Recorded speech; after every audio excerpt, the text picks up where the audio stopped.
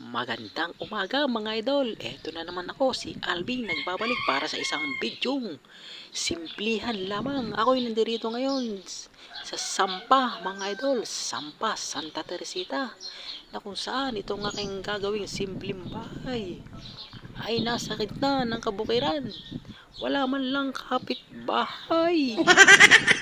Ayan mga idol, yung bahay na ating gagawin at ayan na nga at akin ang uumpisahan. Agad kong ihahanda yung aking hanggan at iseset. At tuhulugan ko na ng mga wire yung aking mga abang sa wall mga idol. Itong aking nilalagyan mga idol ay ang switching area. At dinilugan ko na ng wire, sabay kong lilinyahan na yan mga idol.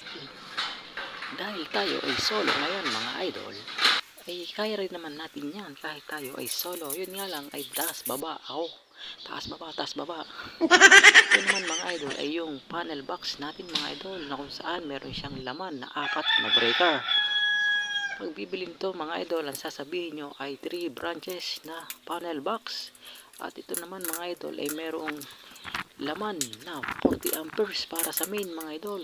40 amperes ang main natin mga idol, dahil ang ginamit ko dyang main line ay number 8 lamang mga idol. At yan na nga mga idol ay akin ang ikinakabit yung ating main line. Yung kulay green na wire mga idol, yan yung number 8. At ilalagay ko na rin mga idol yung isang 20 amperes na breaker na para sa mga saksakan.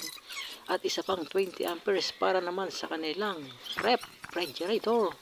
At ang isang 15 amperes mga idol ay para sa mga lahat ng ilaw. Ayan naman mga idol yung final na termination natin ng breaker. Ito mga idol ay yung CR na kinabitan ko ng isang single switch sa loob ay ilaw. Yan po ay back to back, dahil yung isang switch dyan sa labas sa pinto sa tagiliran ay merong ilaw, at doon ko na lang inilagay yung switch. Ito naman mga idol ay yung saksakan para sa terrace.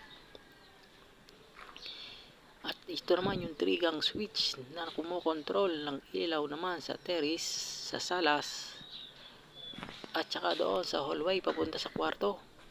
Ito mga idol yung ating breaker na mayroong 4 na laman. Yung wiring natin sa CR.